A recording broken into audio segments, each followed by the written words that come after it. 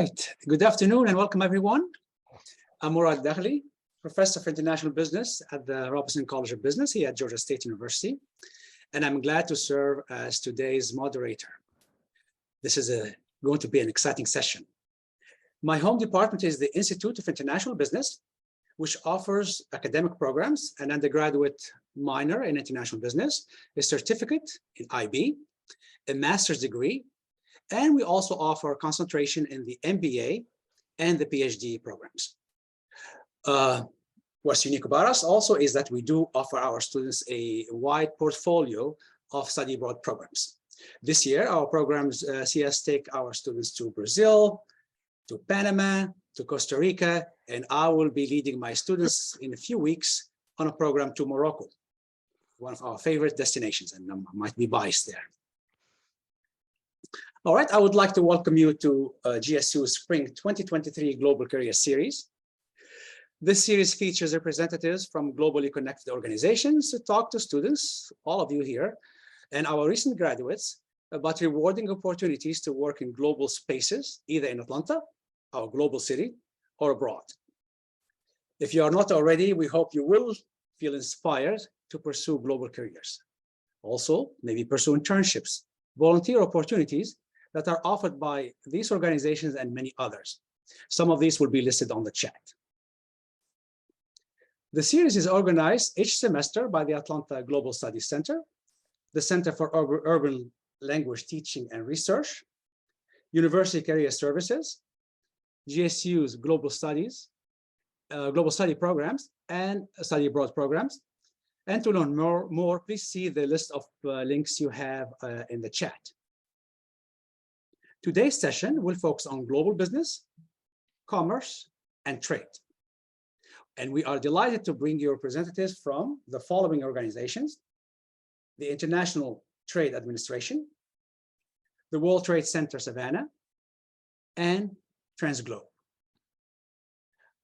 Let me briefly introduce the panelists. We have Lana Nigro and Rhonda Sinkfield from the US Department of Commerce, International Trade Administration. Welcome, Lana and Rhonda. Antwone Smoak joins us from the World Trade Center Savannah. Welcome, Antwone. And Diaa Ghaly joins us from Transglobe. And in just a moment, I'm going to ask the panelists to introduce themselves and tell us, of course, more about what they do and about their organizations. But first, let's go over a few housekeeping items. This session, as you know, is being recorded, and we ask that you keep your mics muted to reduce any noise during the presentations. After the presentations, we will be leading a moderated Q&A session. We have some questions already prepared for the panelists, and we also want to hear from the audience. I hope everyone participates and engaged. Please type your questions in the chat at any time. And now let's learn more about our panelists, and I am going to start with Lana. Good afternoon, everyone. So excited to be here. This is a great opportunity. And when I was just telling my colleagues, I found a few alumna already. So I've already got connections here. Great. Myself, along with my colleague, Rhonda, we are here from the Department of Commerce, specifically the International Trade Administration. I'm going to share, I have a slide here just to give you guys a very brief overview. Okay, here we go. So as we said, we're here with the Department of Commerce.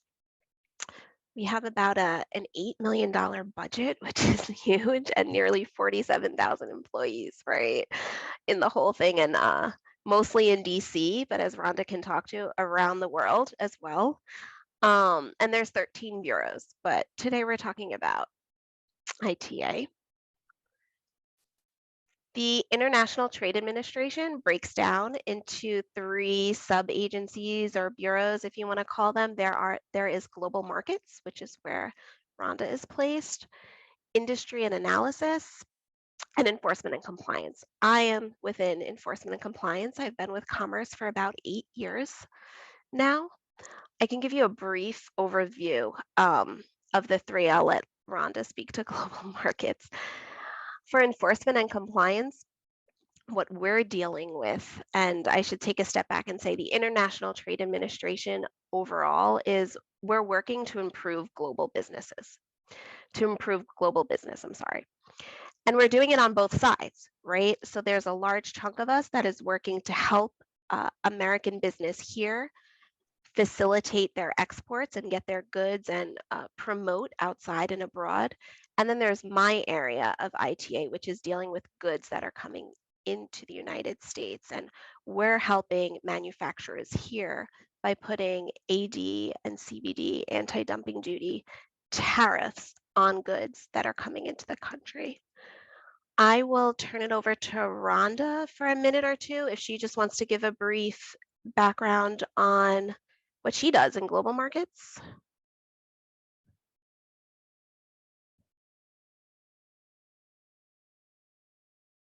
Rhonda, I think. Do you hear me? Yeah, She's muted. yeah, she's right there.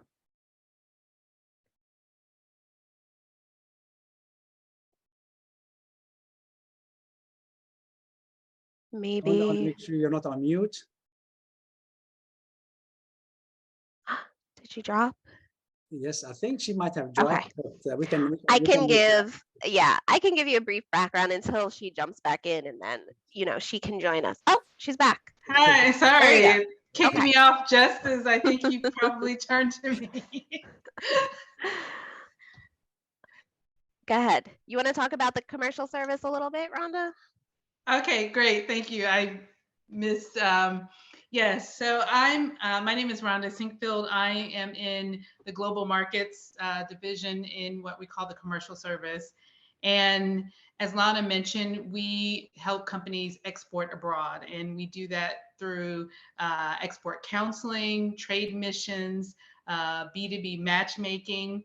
We have 100 offices domestically within the United States. I'm currently based in our Atlanta office. We call those U.S. Export Assistance Centers, or USEACs for short. And I'm a foreign service officer, so normally I am abroad in one of our 79 overseas offices.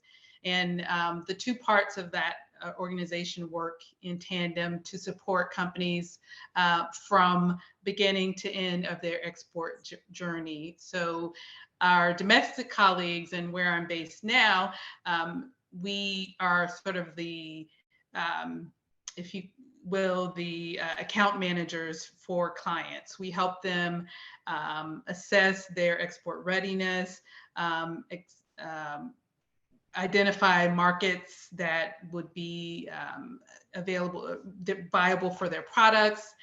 And when we identify those markets, we then connect them with overseas colleagues. So when I'm on the other side, we help those companies make connections in country by finding either partners, distributors. We do some market access, broader market access issues. So if there are particular issues that affect a broad range of industries, and we liaise with the host government to try to help remove those barriers. And we work very closely with some of our other colleagues in Washington, D.C., like industry and analysis.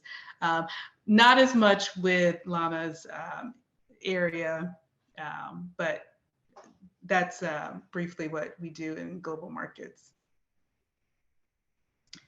Wonderful. I will look back and maybe talk more about careers there, but I just want to throw in a plug there for what you do. I know we appreciate what you do, especially in terms of sharing your knowledge and what you do within academia, because I do invite you to my classrooms quite often, and your colleagues, and I know many of the students find it interesting when they learn about the wide area of services available to exporters here in the region. So you're doing a great job there.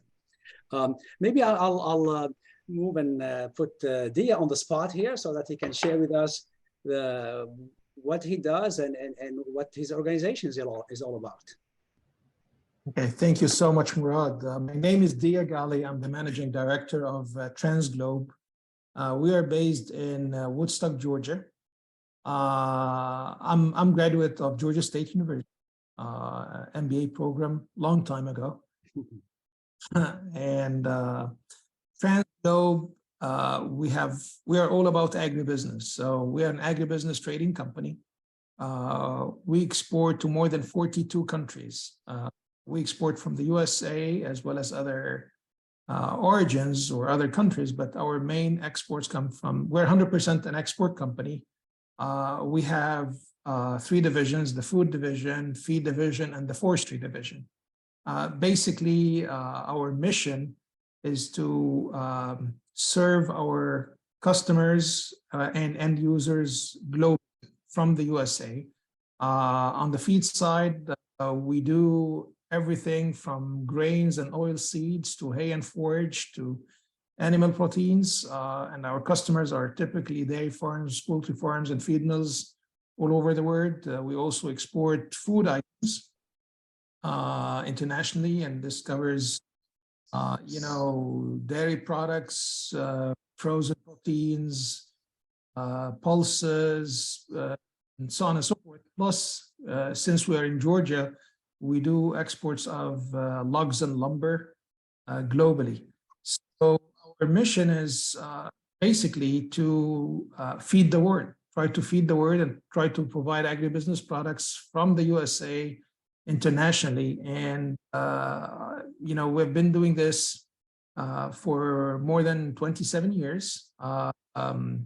The TransGlobe started 7 years ago, and it has been growing, and we have been one of the fastest growing exporters out of the USA globally. I believe lots of information can be shared. I mean, you can find lots of information about our company on our website, and also my contact information. And it's a true pleasure to be here with this wonderful group. So much, Mourad. Very well. Thank you, Diaa. And by the way, congratulations. I know your organization won an export award. I don't want to torture the name, but well earned for the growth. Thank you so much. And the work that you guys do. I would like to move to Antwone to share with us what you do and what your organization does. Thank you so much, Mourad. Hello, everyone. I'm so happy to be with you today. My name is Antwone Smoak, and I'm the Programs and Community Development Manager at World Trade Center Savannah. World Trade Center Savannah is an international trade and development agency. And I'll share just a few slides with you so you can have some visuals to take away.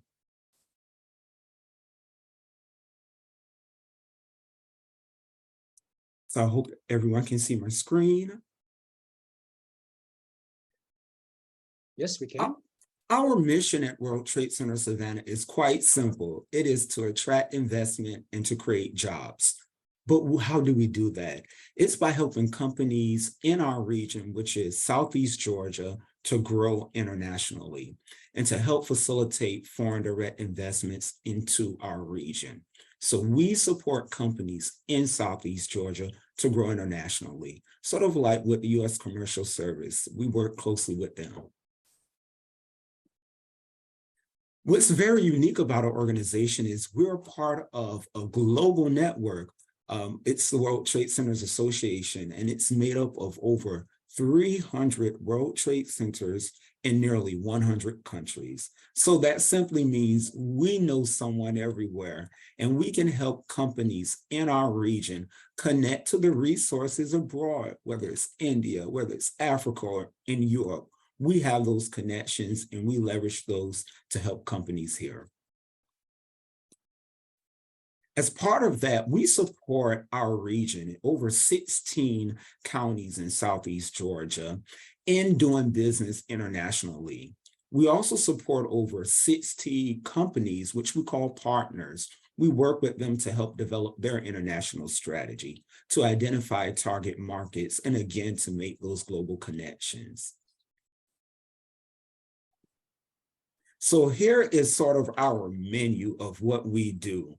I'll highlight again, global connections. We can't stress that enough, that we're able, even in our office just here in Georgia, to connect someone in South Korea or to connect someone in Europe. And it's through that association that I just mentioned. Also, one of our services is trade, market, and protocol research. And our interns really help us produce that research. We have global education programs where we bring in speakers to talk about different topics, and our interns as well help to support the preparation of those programs and to be a part of it, the planning and execution of it. But today I want to focus on our regional internship program. Before I go forward, I just want to give a little nugget and share that I actually started out in our organization as an intern and never thought that I would be a part of the full-time team. So I know we'll talk about it later, but one piece of sort of a nugget I'll share is that every day is an interview. You never know that you're being interviewed. So I'm very happy to be a part of it. And I'll talk more now about our internship program. So we do offer a year-round immersive professional development program where we host interns from our region to learn about international studies, to learn about what's going on in the economy, and to really hone those skills. So we have 3 specific departments: economic and trade research. So if you're interested in policy, economics, finance, and on the global market, that position is for you. We also have another unique department, which is film. So we're fortunate to host the entertainment production office for our region, and interns can come here and learn all about the film industry and what's going on in Georgia. Really, it's at the top of the map right now. And then we also have the marketing and programs department. So if you're interested in marketing, social media, event planning, that department is all for you. And I'm happy to share that we have just 1 week that will be accepting applications for our fall 2023 session. So if you will, you can apply by April 7th, and later on in the presentation, I'll share my contact information. But yes, our internship program is really great, and it's your opportunity to connect and get your career started. So just an overview of our program. As mentioned, it's fall, so it runs from August 16th through December 15th, and that's for a total of 300 hours. Another great asset of the program is that we compensate our interns and that they get college credit at the same time.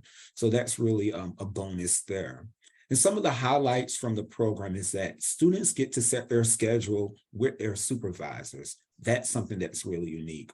Also, students or interns, they attend all of our board meetings, our programs and events, and our networking events. And that's just an opportunity to connect with employers and organizations, the people you wouldn't get to be in the room with otherwise. And one last highlight is that after completing our program, interns are in our database, and when we receive notifications about employment opportunities, they're the first to know. So we try to help you launch your career. That's one of the benefits there as well. So as I close my introduction, I just want to share a success story. Back in spring 2021, we actually had an intern from Georgia State University. Her name is Lauren Rose, and you can actually go and look up this article on the website. She was one of our economic research interns. She was phenomenal. She did a great job. And during her time with us, she did some research on the affordable housing sort of crisis that's going on all over the nation, but more specifically in Savannah, Georgia. So I just want to highlight that our program is not just something you make copies and you get coffee. No, no, no, no. You're really supporting what's going on in our region and the economy. And Lauren actually got to help put together some of our grant applications. She compiled data, and she was really a part of our team as we approach affordable housing. And so from our program, Laura finished, she graduated last December. And she's going off to law school, and she's already been accepted into Georgetown, Michigan. And it's just amazing that so many pathways are open to you from international studies, and you can use it so many ways. So I'm happy to share that story about Lauren, but it can be any of you that are on the call today. So here are just a few pictures of some of our former interns, and we hope that you will be in some of those future pictures, and we can help you launch your career, gain the skills that are needed as we're in a global society. And you're welcome to contact me here via email. Please take that and please reach out if you have any questions. I'm very happy to speak with you, and thank you for the opportunity, Mourad. Welcome, Antwone. Great stories, and we have many Laurens here at Georgia State University who are just waiting for those types of amazing career opportunities. I want to thank all our panelists for sharing with us who you are, what you do, and for helping us understand the role of your organization in this global ecosystems here in our region. As we dive deeper into our moderated discussion, I'd like to remind the attendees to please type your questions in the chat at any time, and we will do our best to address all of these questions. I see that a couple of them have already been answered by our panelists. Let's stay with the theme of careers. Of course, this is something that's very dear to especially our juniors and our seniors who are here with us. And I will look back with Lana and Rhonda, and I want to ask you about your organization's recruitment needs, what type of maybe skill sets you are looking for, and the different types of career paths within your organization. Sure. We hire, and I'm speaking specifically for enforcement and compliance now, right? We currently have around 25 openings that we are looking to fill. Again, this is anything with the federal government. The announcements will always be on the USA Jobs website, so everyone would need to apply through there.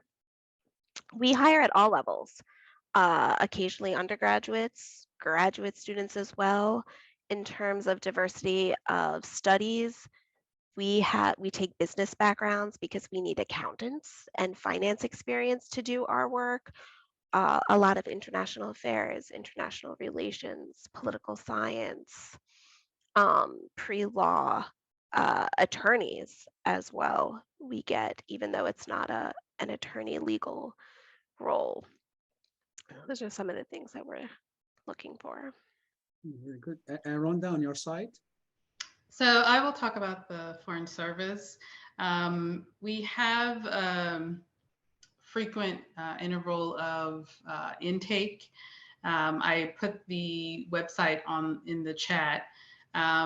It's roughly about every 2 years. It's not always exactly, but it's a rolling process, and it's similar to the State Department process in terms of there's an assessment that you have to go through in order to be accepted onto what we call the rank order registry. And from there, you get assigned as openings in our either domestic offices or overseas offices open up. I will say about the Foreign Service is you have to have 2 years of experience in, it can be international business, international trade, international market,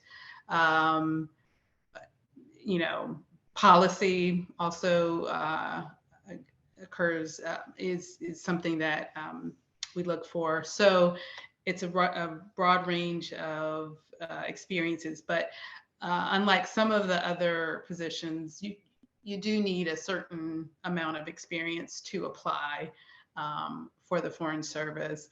You know, I always tell people it's more than just a career, it's a lifestyle, because you are living abroad and you do move every 3 to 4 years, depending on the locations where you're assigned. You will be working out of an embassy or a consulate abroad. And you'll work with a host of other Foreign Service colleagues. So I mentioned State Department, but there's also the Foreign Agricultural Service, the U.S.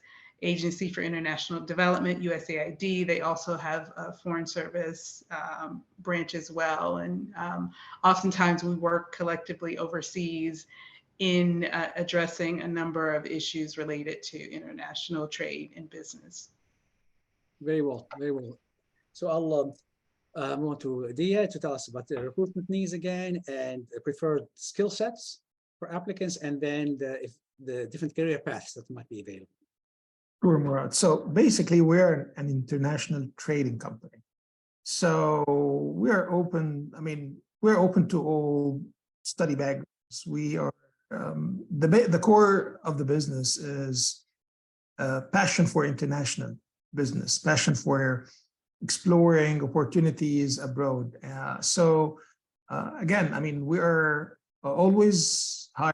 I mean, always presenting internship opportunities for merchandising opportunities, international traders. So international traders are basically those folks who have this passion for international business, you know, locating origination opportunities and buying agribusiness products, and then opening up new markets and opening up opportunities in international markets. So this is the trading side. So internships on the trading side. Also, we are open for, we have opportunities for supply chain and logistics for our execution and traffic departments. So this is basically, you know, since we're an agribusiness trading company, we act as a bridge between the producers and farmers and processors and the customers. So, you know, there's always this call for moving the product inland by barges, by trucks, and then coordination with the shipping lines and execution and documentation. So supply and chain and logistics is another department. Then comes finance, accounting. So we have opportunities always for internships for accounting and finance, risk management, and then also compliance. So the legal side of things. So as a diverse international trading company, we're always looking for this talent for, you know, and it starts simply, Mourad, with, you know, opportunity for internships, as well as, you know, part-time and full-time, you know, employment opportunities. And basically, lots of people start with a straightforward internship. Once they are, you know, we are a fit for them and they are a fit for us, then they become full-time team members, and they enjoy, you know, as a company in the global market, we offer full benefits. I mean, we offer very competitive salaries. We offer profit sharing, very generous bonus schemes, plus, you know, the usual benefits of, you know, medical coverage and 401k and PTOs and all of this good stuff. I believe, in my opinion, it's all about this passion for exploring opportunities and exploring, you know, international business all over the world. So it doesn't matter the background, the study background, but it's all about the character, the passion for what you are doing. Thank you, Diaa. Thank you. And Antwone, to you, as far as maybe career paths within the organization and also the skill sets that might be preferred. Thank you. Yes, Mourad. Many of our interns have gone to do so many different things. As was just stated, all majors are welcome to apply for our programs. So you can be marketing, you can be political science like I was. It really all depends if you have interest in global affairs. If you have a passion or you're looking to explore, then we're here to help you do that. And so, yes, different career paths are different. Some have gone into law, some have gone to work for port authorities who focus on import and exporting. Some actually work with U.S. Commercial Service. So it varies. And our job is to help you really hone those soft skills so that you can develop those hard skills. Very well, very well. And you did answer actually my next question. I was planning on asking you if majors did make a difference or in terms of engaging in international business. And what I hear from you is that you could join from different backgrounds, right? So I think that's very nice to know. I want to talk about some of the kind of signature experiences now that colleges might provide, and study abroad. Study abroad is very important for me and for Rhonda, for our unit here. And how do you think study abroad prepares students for potential jobs in your organization, and if it does, or in general too, beyond your organization? I'm going to maybe ask this question first to Rhonda. Thank you. So I myself, I did a study abroad. did a study abroad in Japan. One of the best, I would say, educational and professional and personal development experiences I've had in my life. So I also highly encourage people to do it. I think it teaches you to be adaptable, which is very important in international business, particularly in my career, foreign service. You're moving to different countries, you're being immersed in different cultures, and you really have to be adaptable in terms of appreciating and being successful in different places. And so I would highly encourage it. If you are learning a language, that's also very helpful in terms of international business. And that's a great way to really strengthen any language skills you have to that you acquire, because you're living and using those language skills on a daily basis in a way that you don't necessarily get just learning it in the classroom. So those are two, I think, important qualities that how study abroad assists with career development.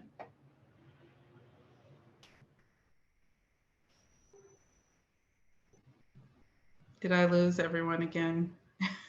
Okay. No, I think Mourad froze, maybe. Okay. I saw movement and then I saw some folks are frozen. Yeah, I think he froze, but I don't mind sharing until he jumps back on that. I didn't get the opportunity to study abroad. However, I was part of the Harvard World Model United Nations conference in 2018. And I had 1 week in Panama City, Panama, Central America, and it changed my life. I tell you, before that week, I wanted to be a lawyer and I was going off to law school. But when I came back from Panama, I was sent on the foreign service, sort of like you, Rhonda, and interested in diplomacy.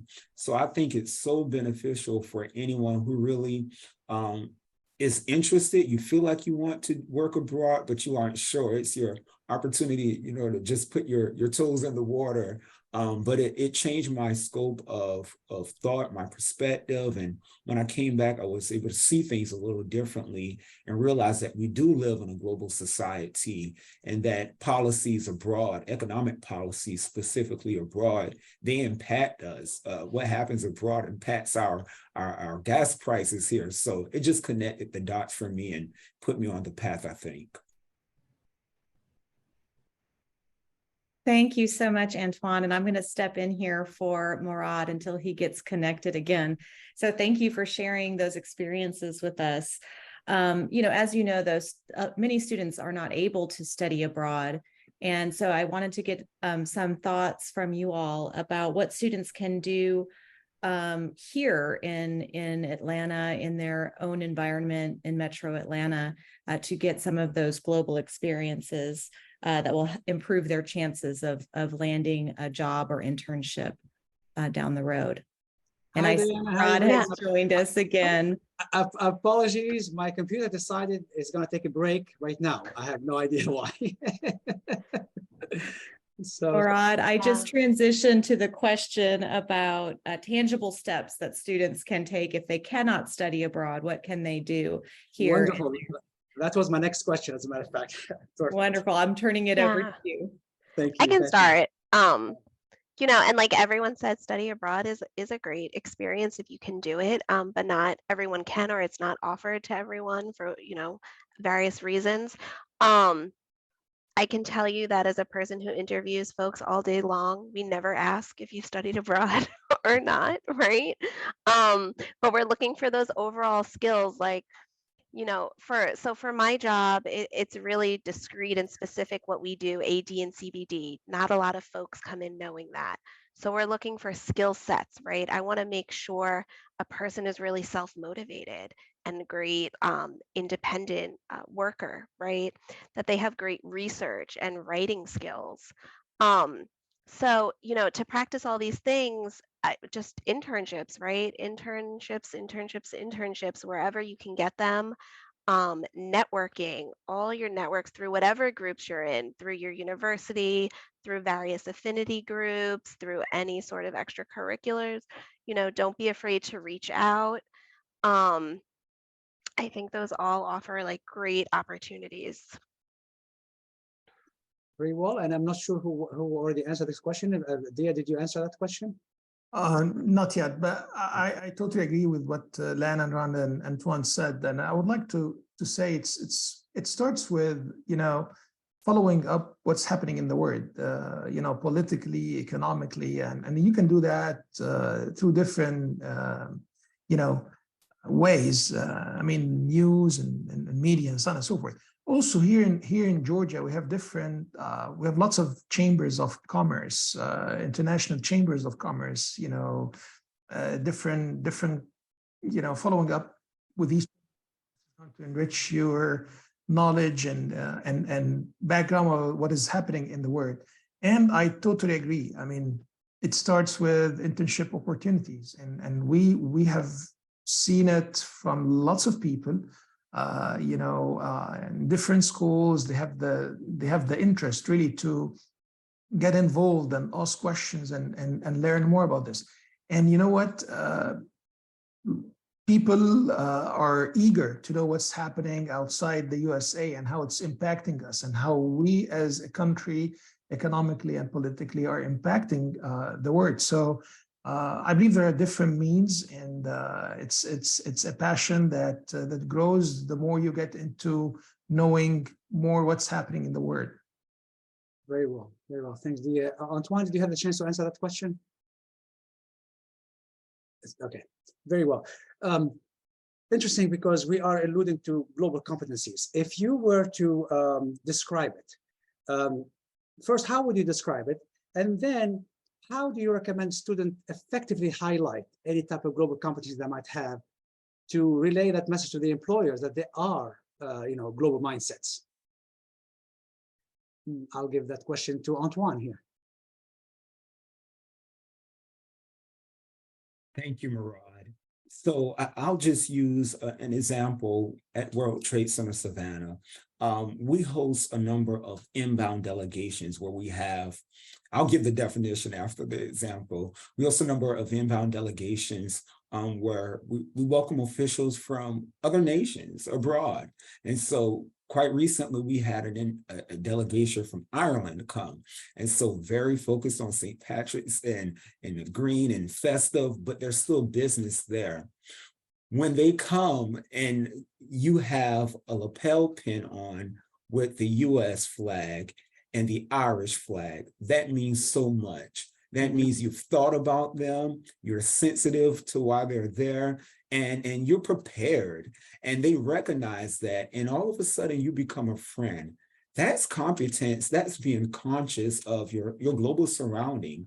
And I think it translates so many different ways. If you're abroad, it looks differently, but just being conscious of where you are, who you're interacting with, being sensitive to things that are sensitive to them, their topics, whether it's politically or economically, and then doing your research. That's how you become competent. Do your research before you get in the room. Very well, thank you. I'd like to ask maybe more specifically, what type of training, once you have someone that joins your organization? It can be intimidating for many of our students, of course, right? So what do you do in that kind of socialization process and getting someone acculturated in the environment of your organization? I'll start with Lana. Go ahead, please. Yeah, I can start.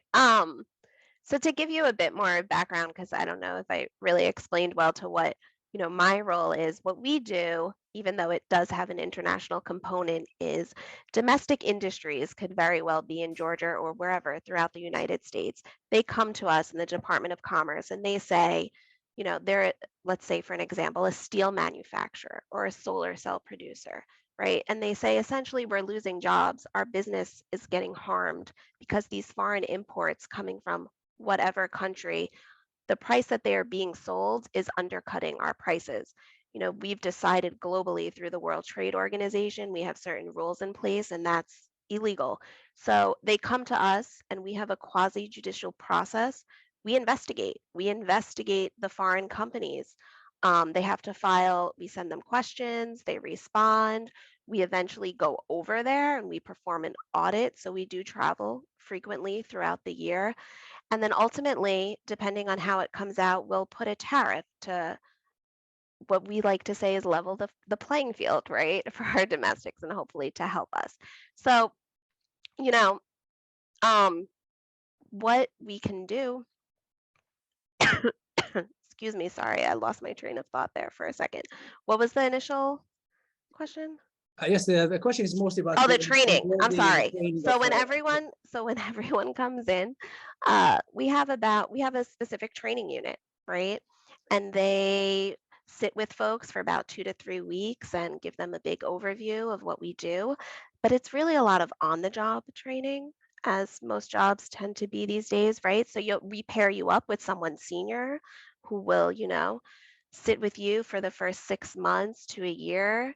And then when we go abroad as well to investigate these companies, we send you with a team and more senior advisors, and they show you the ropes. So it's really a lot of on the job. You have to see the issues, pair yourself up with someone more senior, and they'll take you through each step. Very well, very well. Rhonda, do you have anything to add to the question about onboarding and training? Yeah, so I'll speak specifically to the Foreign Service. So we have a 6-week program called the New Commercial Officer Training. So once you're on board, you have a cohort of fellow new officers and you go through a training program and you learn about the organization, but also trade diplomacy, tradecraft, they call it. You interact with some of the other Foreign Service agencies and learn about all of those different entities. But as Lana mentioned, a lot of it still is on the job training. I think actually with most jobs, a lot of it is on the job training. But the great thing about that particular training is that you have a cohort of colleagues. Like, for example, I still stay connected with my cohort of new officer training. We share information. Have you heard this? Or how would you handle this? And so you come in with a cohort of colleagues to bounce ideas off of, and you can stay connected throughout your career. And we also do have a mentoring program with more senior officers when you come in to also have someone else to be a sounding board and give advice and help you adapt to the new organization and the lifestyle. Very well, very well. And Diaa, I know you're an SME, so that's kind of a bit different from the big structure of a government agency. But what do you do to help students kind of acclimate and fully immerse themselves into what is needs to be done at your organization? Well, I mean, this is very important part, Mourad, because, you know, long time ago, we here in the USA, I mean, you know, applicants or job seekers, I mean, it was mainly we are working within the confines of the USA. But right now, with all what's happening globally, the world thing. So what we are looking for is basically our graduates or our job seekers or whatever you can call them. I mean, they have to be able to compete with what's going on internationally. They are competing with the whole world. They have to have the skill sets to be able to know what's going on outside the USA and to compete with the world, basically. So what happens is, again, it starts with the person himself, because we're hiring and we're giving internship opportunities from different educational backgrounds and academic backgrounds. But what happens is that once we hire somebody or give an internship opportunity for somebody, there's lots of training going on. There are lots of courses, seminars to prepare this person to understand. First, it's not only what his function is going to be or what, only training.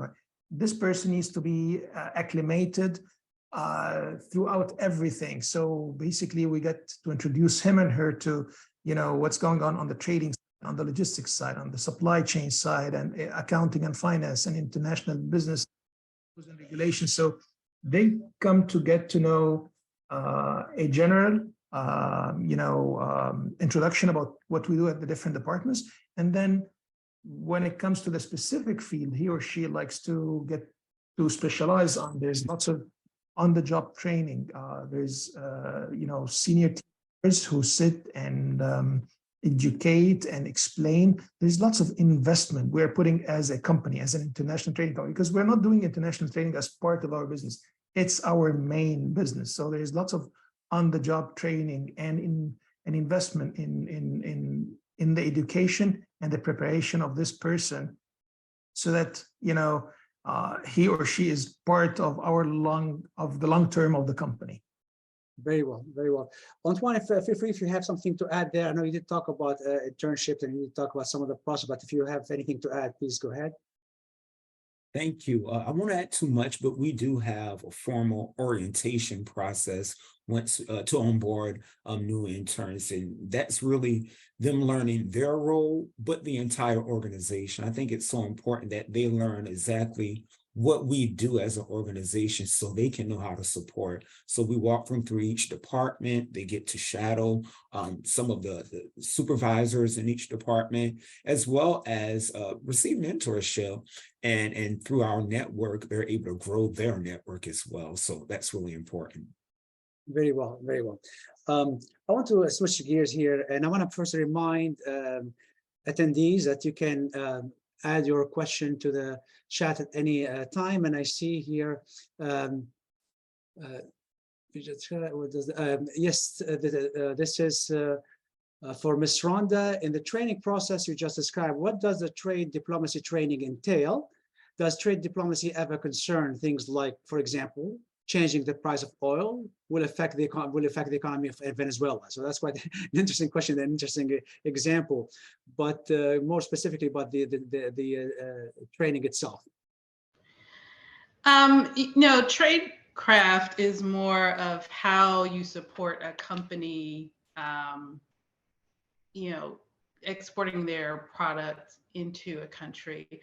I think what the question about the price of oil, that's more the macro effect of economic shifts. And the Department of Commerce, our commercial service, we focus on sort of business to business transactional type trade.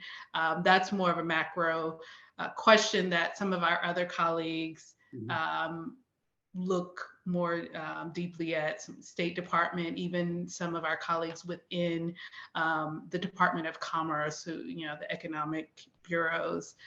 So specifically for commercial officers, we're looking more at how to assist companies sell their products into the market. Very well, very well.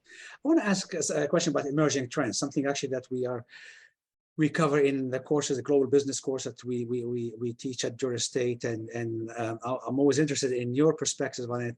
If you had to pick one key emerging trends that probably have the biggest impact on what you do and what your organization does, and maybe on the global international business landscape, what would that trend be? And I'm going to start and put Diaa on the spot for this one.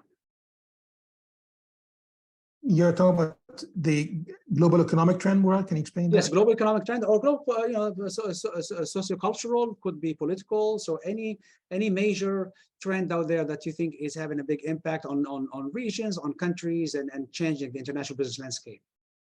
Well, there are two things happening here. Number one, there is, and we have seen this really vivid during and post-COVID, which is the impact on the global supply chain and logistics. This has been, we have seen the impact here in the USA in terms of pricing, and we're still trying to recover from that gradually. Definitely, what we're seeing is more consolidation going on, especially, if you are shipping internationally, you are using shipping lines, and we have seen that most of these shipping lines, because we have been impacted, the whole global supply chain has been impacted. So we have seen the importance of coordinating, and we have seen the importance of the fact that if this was left like this, we have seen what have happened on the global side, the impact of the COVID. So what we are seeing right now is more coordination between shipping lines. For example, most of those shipping lines right now are working together to serve certain. We are not, so that we are not going to be seeing deficiencies in serving one lane versus the other. So we're seeing more coordination on the global side.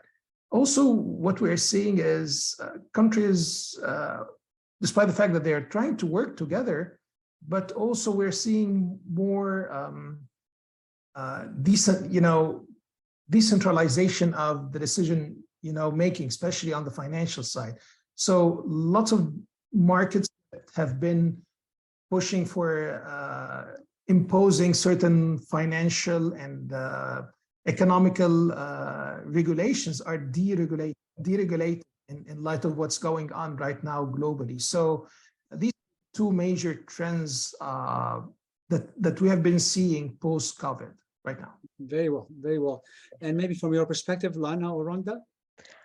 Yeah, I was just going to say, I mean, it definitely affects the sort of cases that are brought before us. I don't know if it's really a trend, but if you think about where goods are coming from in the world, in the 90s, we had a ton of Japanese cases, right? More recently, it's China. It's over 2/3 of what we look at are Chinese goods coming in. But even more recently, there was a shift, China was shifting to Vietnam. We had a ton of Vietnamese cases, and now companies are moving from Vietnam. We see Cambodian, Malaysia, other Southeast Asian countries. So as we, place tariffs in one area, we see them move around. Interesting, very, very well. And Rhonda, if you want to add something to that, your perspective of what could be the most important emerging trend? Yeah, I agree with both Diaa and Lana. I was going to say supply chain is, major issue at this point in time. Yes, yes. Antwone, from your perspective? I don't have anything to add. I really support all that's been said so far. Yeah. Very well. And I know supply chain disruption have been a very, very big really trend. And to your point, the fragmentation of financial systems and has been really a challenge lately. Very well. I think we have about 7 minutes left or so, and I'll maybe give us a chance to know more about you. And I would like to ask you about, first of all, did you study foreign language? Antwone, did you? Yes, I did. Spanish and French throughout college, but as someone mentioned earlier, if you don't go abroad to use it, you won't use it much outside of the classroom. So I can't speak French or Spanish quite fluently to you right now, but yes. You did very well, very well. And I want to ask Diaa, did you, I know originally from Egypt, but did you study another language? Yeah, I mean, I speak Arabic definitely, and I speak, both English and French. But I would like to add something, Mourad, really quickly without time from the other panelists. I truly appreciate what you guys are doing, and I'm speaking from practically. I mean, we're long-time friends, Mourad. I mean, but just to share it with everybody else and how important these programs are and what GSU is doing. The whole thing started for me, and I've been in the US more than 17 years. The whole thing started for me when I was 20 years old, and I got this opportunity. I'm from Egypt originally, and I got this opportunity when Georgia State University was starting a program with Cairo University. So all of a sudden, this 20 years old guy who didn't have any money, get this opportunity from Georgia State University to come here and study for his MBA. And I mean, as Mr. Antwone said, the whole thing changed my life. I owe it to Georgia State. And and it was my first, by the way, it was my first time to leave Egypt on a to come to any country. So came to Georgia. I started, I got my business degree and graduate degree, and everything started since then. So I believe, and telling this to everybody here and attending, there is an opportunity. The world is so huge.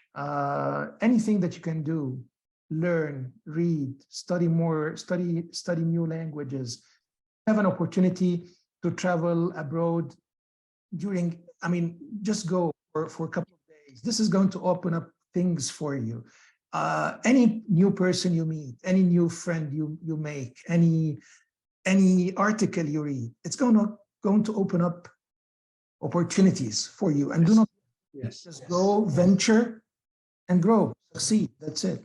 Very well, very well. Thank you, thank you. And briefly here to and I recall the tour we did of the farms in Egypt.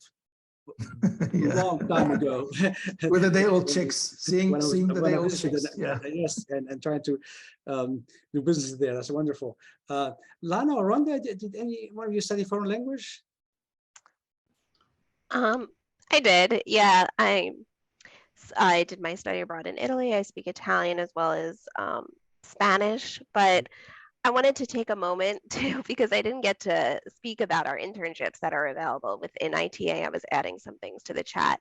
I've just added the contact email for commercial service internships. And as Rhonda said, there's domestic component to that as well, the USIACs.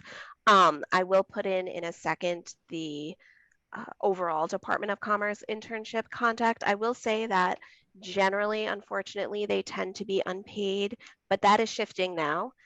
So we are starting a program specifically in enforcement and compliance of paid internships.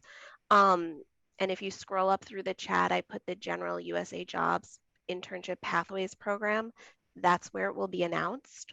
We also take, and this is great for students in Georgia, virtual internships, teleworking, right? You do not have to be in Washington, D.C. So that's another great opportunity for students. And of course, if anyone has any questions, you can contact, Rhonda or myself. We would be happy to put you in contact with someone. Very well, very well. Rhonda, for you, did you study foreign language? I know there's a interest here as one of the, at least the organizers, of course, is part of our language program.